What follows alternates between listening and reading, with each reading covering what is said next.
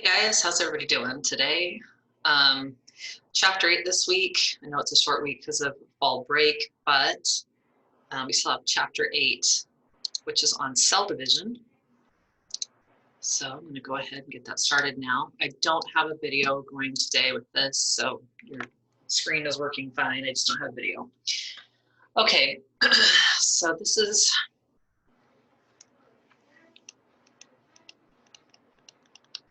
again, this is chapter 8. Cell reproduction or cell division, okay? All right, I want to start this chapter a little bit differently than how I normally do. There is a lot of vocabulary that's going to go into this chapter, but I'd like to do an overview first of kind of what mitosis is, what meiosis is, and why it happens before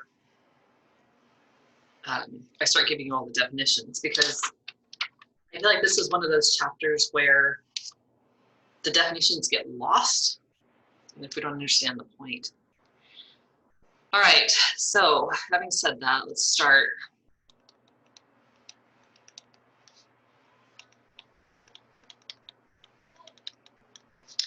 So mitosis and meiosis are both ways that cells duplicate, or the way that they reproduce. Mitosis is an asexual process, meaning there's no egg or sperm, okay? Essentially, it creates clones. So if I have a cell, say this is a skin cell, and the skin cell is going to replicate, it's part of creating new skin. What it's going to do is just make an exact copy of itself. Okay, so here's my original cell, parent cell. And then these cells here are called daughter cells.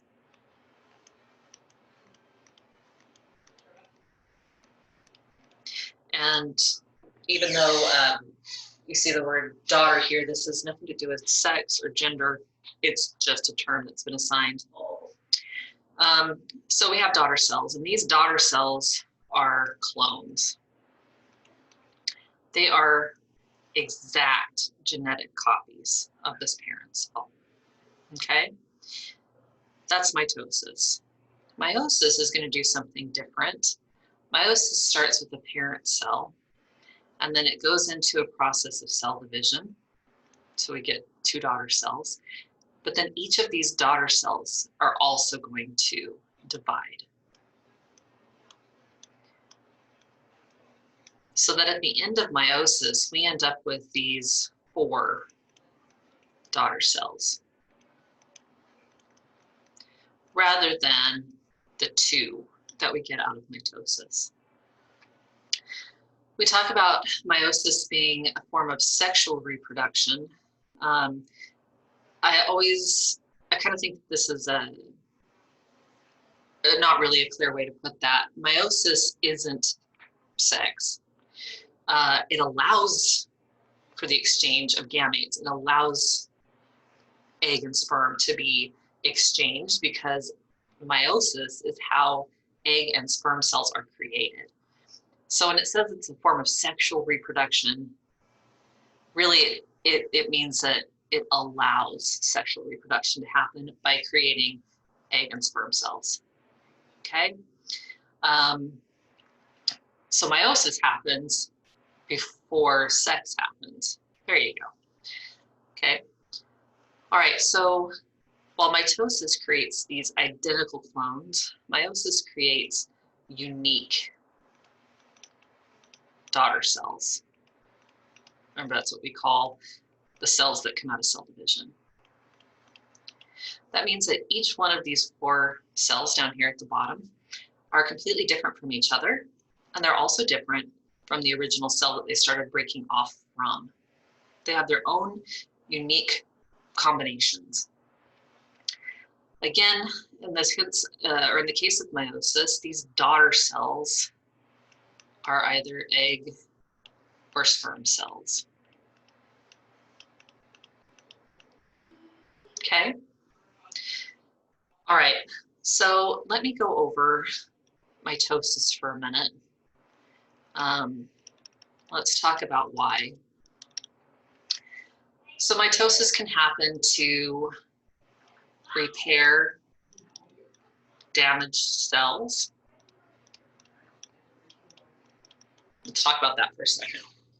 Have you ever had a cut or a scrape or a broken bone or had surgery or something to that effect? The reason that those things heal is because of mitosis, okay? If we didn't have this process of mitosis, then none of the cuts or injuries that we sustained would ever heal. So imagine just walking through life with all the different cuts and scrapes and scratches still open on your skin that you've had for 20 years because mitosis hasn't been there to replace them, okay? So kind of a big deal. I said replace, I meant repair, but replacing is also a role of mitosis. Replace dead cells. Okay, so we know that the top layer of our skin is dead. Those cells are dead, and they form a protective layer over the top of our skin. Those cells get sloughed off, and new cells that have been formed through meiosis rise to the top. Okay, so they're formed deeper down in our tissue layers of our skin, and then they move upward, if you will, until it's eventually their turn to be the cells on top. So imagine if we didn't have any cells being replaced, eventually you just run through all your layers of skin and that's the end of that, right? So obviously we need it to replace dead cells. And dead also happens because of injury, burns, things like that. Finally, mitosis is essential for growth and development. We don't always think about this. And yet, if you think about it, I'm pretty sure that all of you were babies when you were born. Just wild guess. But if you look at yourself now, quite literally, if you look down at yourself, you're not a baby anymore, right? You're an adult, or very close to being an adult. Mitosis is what allows your body to change and develop as you age, okay? Because again, without it, everybody would be stuck as a tiny baby forever. Mitosis is required for organs to grow, for development and growth of the skeleton, the skin, the hair. All of these different parts of our bodies are maintained because of mitosis. So it's kind of an important process, if I haven't stressed that enough. I know this feels like something that you go over in 8th grade and you're like, blah, blah, blah, and cell divides and whatever. But if we're going to put a practical application, this is something that's happening in your body constantly. And without it, you know, we wouldn't be alive. Most of our body functions, without them, we'd be dead. You just don't realize it, unless something goes wrong with them. Okay, so what else do I want to say about mitosis?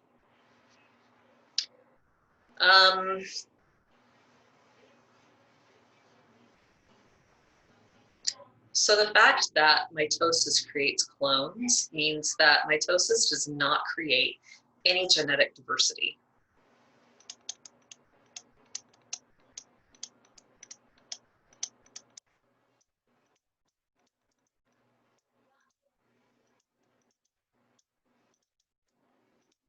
Okay, because all the cells that come out of mitosis are clones, right? Well, that's good for bodies.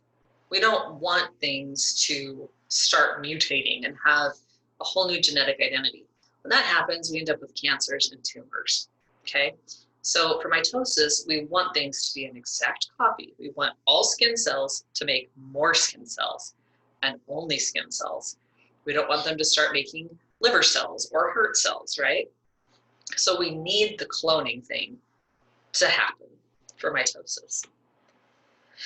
Mitosis also produces what are called diploid cells. In this case, diploid daughter cells. Where do you know what daughter cells are? Well, what does diploid mean?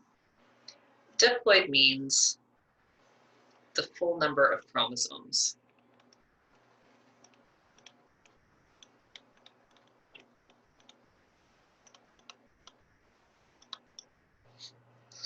The easiest way to explain this, humans have 46, okay? Well, guess what? That's our diploid number. Each of the nuclei in our cells have 46 chromosomes. That's the diploid number, right? So if I wanted to do half of this, do the haploid number, that's half the number of chromosomes.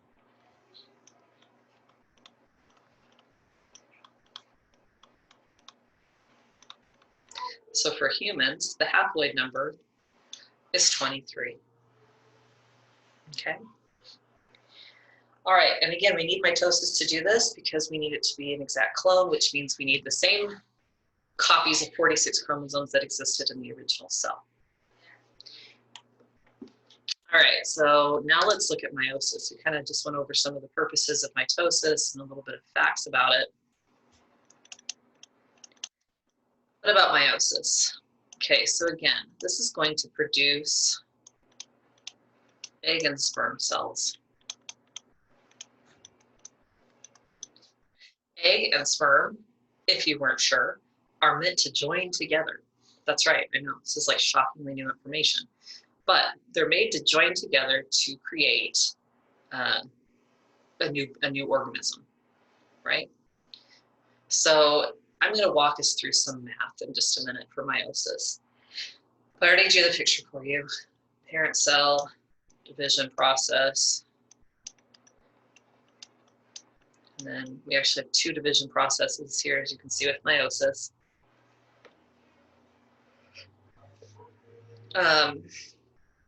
And then each of these daughter cells are genetically unique, which means that meiosis is going to produce a lot of genetic diversity. Because again, each of these cells are different from each other and different from the parent cell, okay? Meiosis produces haploid daughter cells. Okay? Meaning in humans, we're looking at these cells here having 23 chromosomes each. Okay? All right, so let's look at the numbers for mitosis and meiosis here.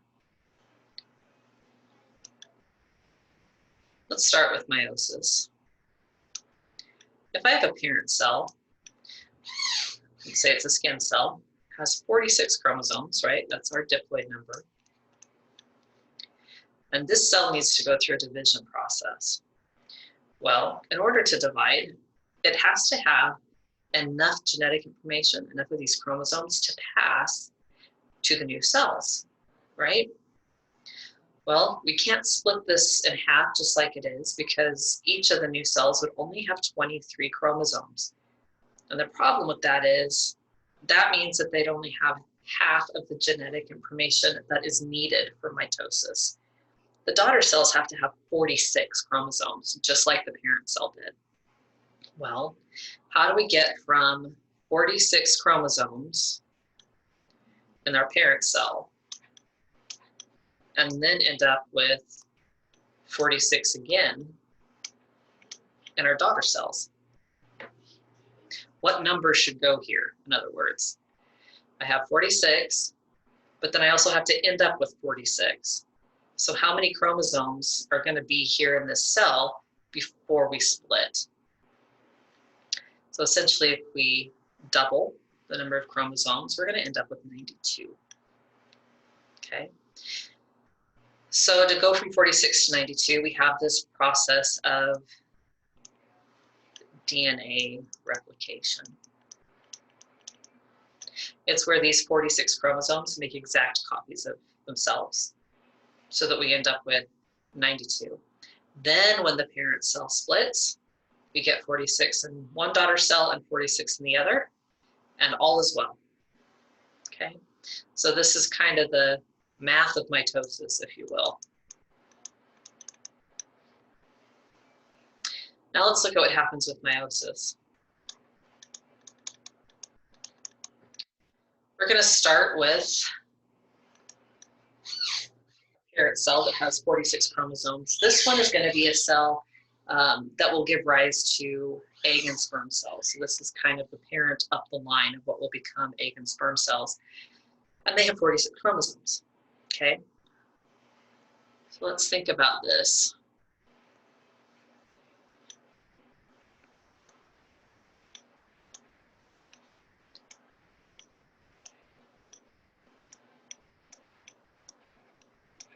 Let's just kind of do our numbers here. All right.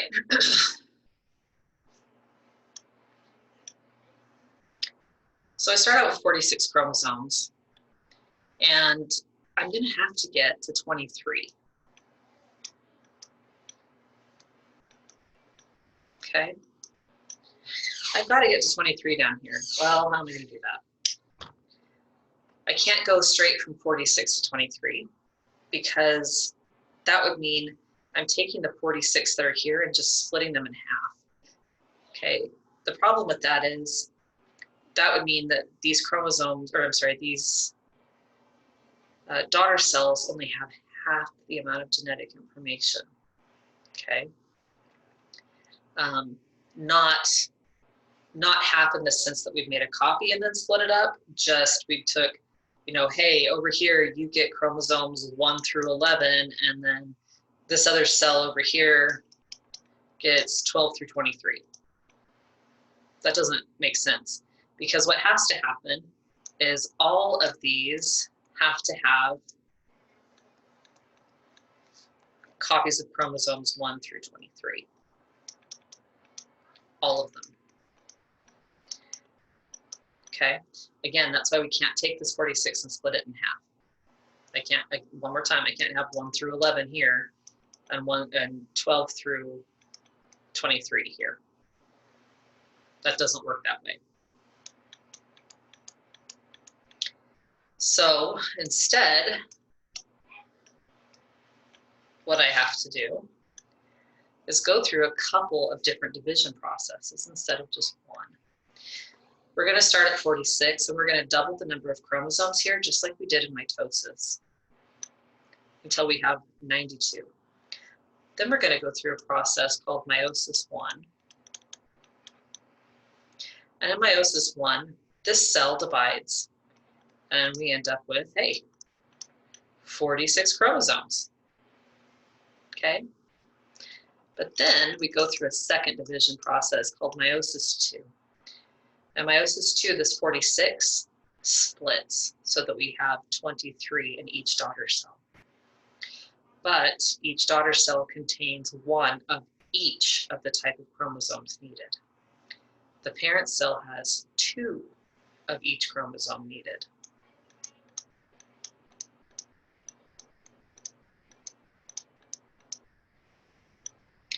Again, these guys have 1 of each.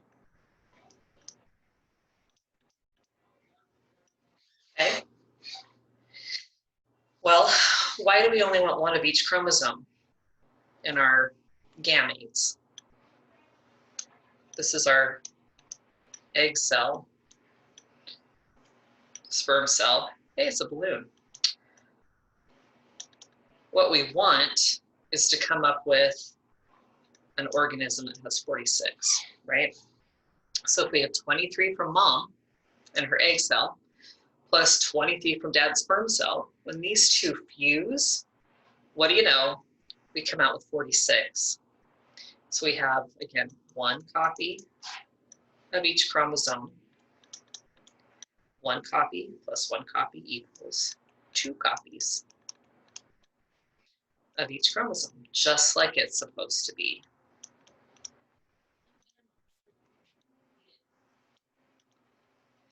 Now, once we have this fertilized egg, the process of mitosis is going to take over from here to lead to the development of the fetus. Okay, so meiosis created the egg and sperm. Then we have a fertilization event, which leads us to 46 chromosomes, and then mitosis is going to take over and start replicating. Hopefully this makes sense, because as usual, I can't look out at your faces and see if you are confused or if this is making sense to you. I wanted to show you real quick an image kind of these chromosomes.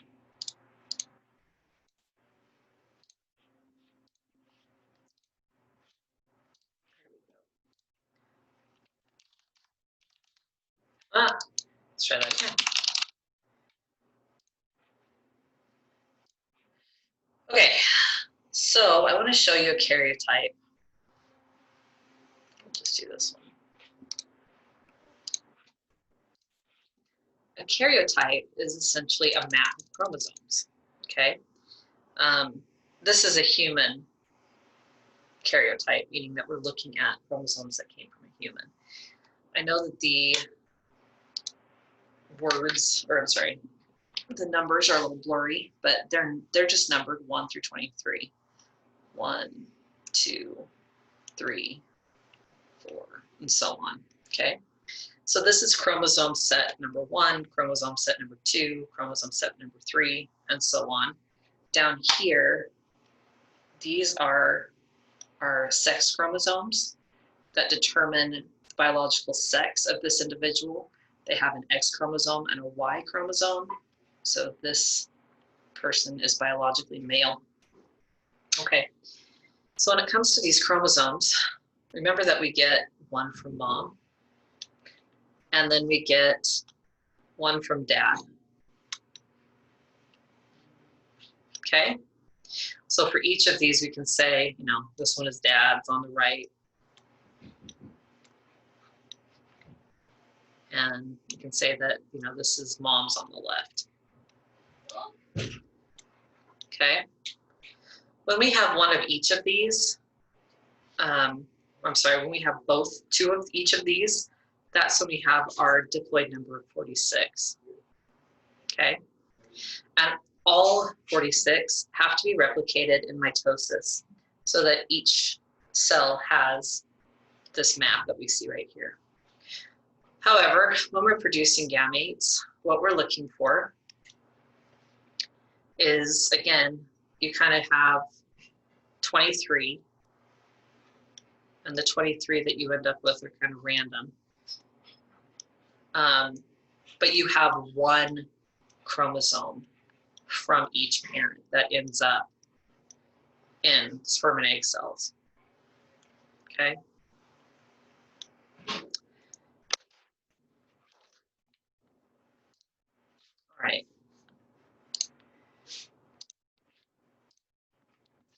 Hopefully this is making some sense. So again, I've given you the Y's for mitosis and meiosis. Let me go ahead and give you the actual type definitions real quick.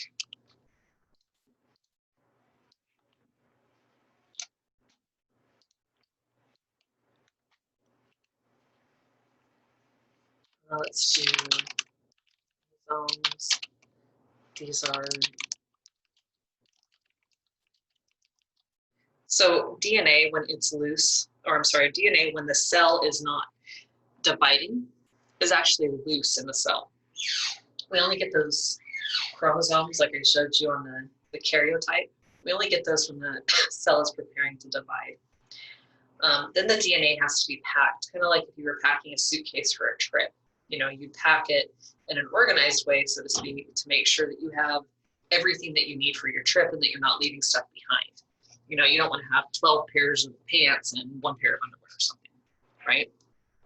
And if you do, I don't know what kind of trip you're going on and probably don't want to know what kind of trip. But anyway, moving along. Cells are going to do the same thing with their DNA. They're going to pack it to make sure that nothing gets left behind and that all of the DNA is duplicated and then transferred correctly. So chromosomes form when the cell's getting ready to divide. Okay, talk about the gametes, which are cells, water cells, cells that result from division,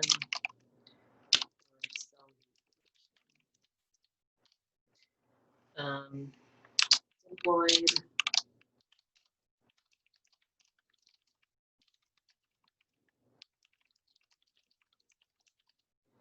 again, for humans, we said we have 46,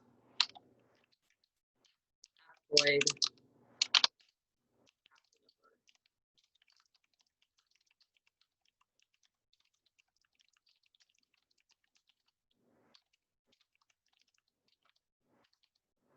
okay? When it comes to diploid and haploid, if you're curious, in a minute here, actually, I'll do it at the very end, but I will show you the diploid and haploid numbers for some other organisms, just as something to compare it to.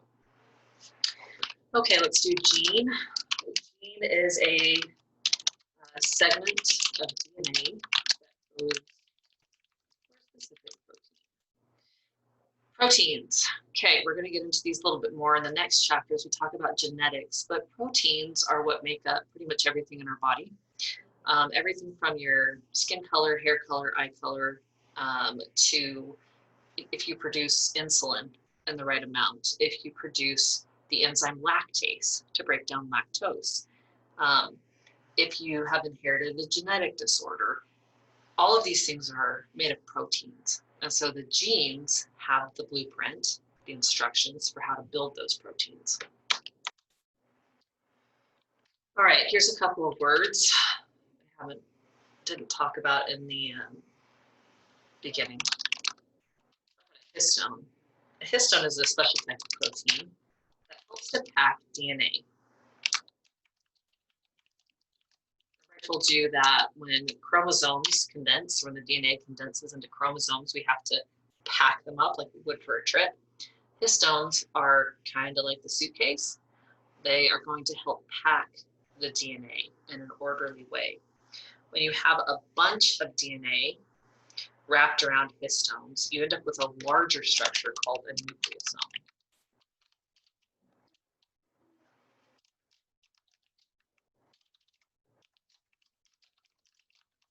Okay? So you have the histone that's going to pack the DNA, and then you have the nucleosome that's all those DNA wrapped around those histones. So if the histones are like suitcases, the DNA is like your clothing. Nucleosomes would be like if you had one of those luggage trolleys at the airport with all the different suitcases and all your clothes packed on it. Okay, here's another term we need to go over that I haven't yet. Sister chromatid. Like daughter cells, it has nothing to do with being actually masculine or feminine. It's just a name like some people call their cars she, okay? So sister chromatids are identical copies of the same chromosome.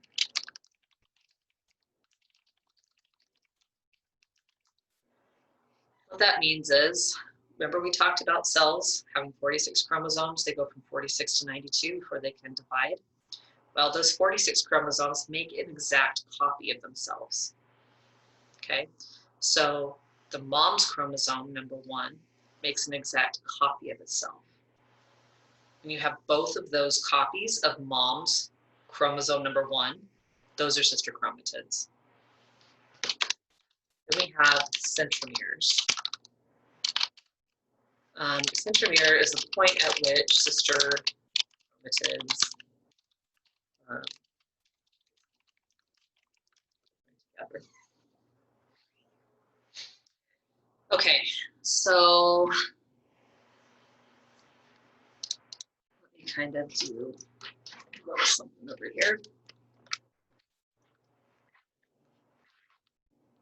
All right, so remember the karyotype we looked at? if these are chromosome number 1, and these are chromosome number 2, and chromosome set number 3, 4, right? When it comes to sister chromatids, it's where, again, mom's number 1 chromosome forms an exact copy. And then dad's number 1 chromosome is going to form an exact copy. And then we do the same thing for number 2 and number 3. Okay? The same with mom's.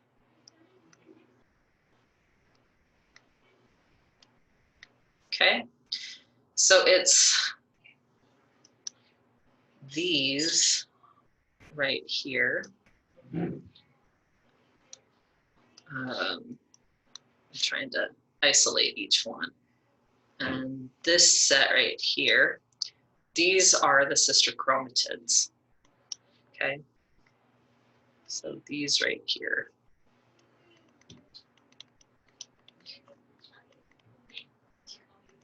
Are the sister chromatids.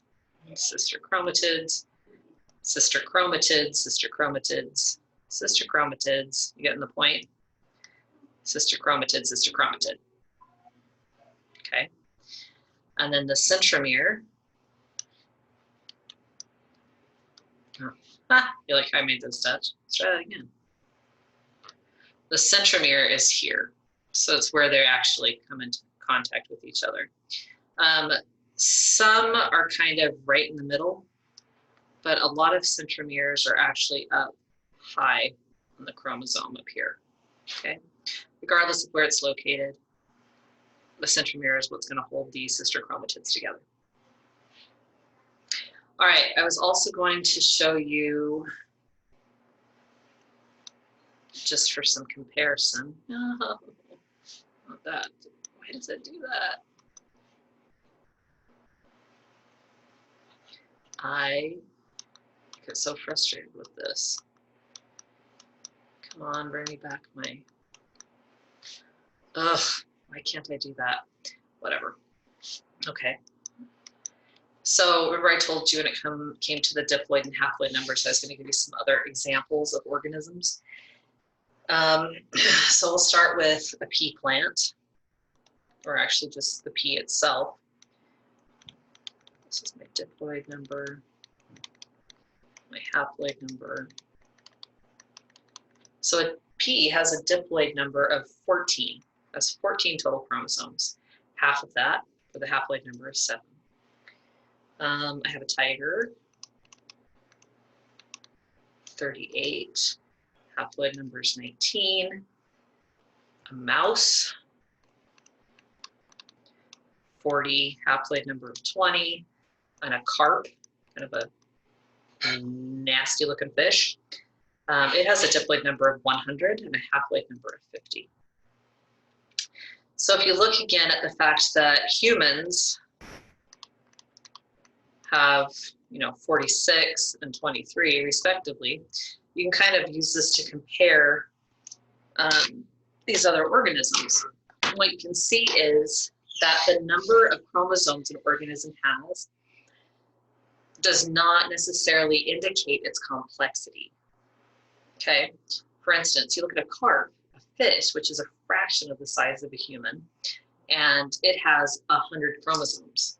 And you'd think, wouldn't humans need 100 instead of that fish? In reality, the carp has more than twice the number of chromosomes that we do. And that does not have to do with its complexity. Look at the tiger. You'd think that the tiger, being a larger mammal and a predator, even perhaps, that should have more chromosomes than a mouse. And yet the mouse is actually the one that has more chromosomes. We even have more chromosomes than a tiger. So at any rate, the diploid and haploid number is unique to each species and does not necessarily reflect that species complexity. Okay, I am going to end this lecture right here, and I'll be back with the rest shortly.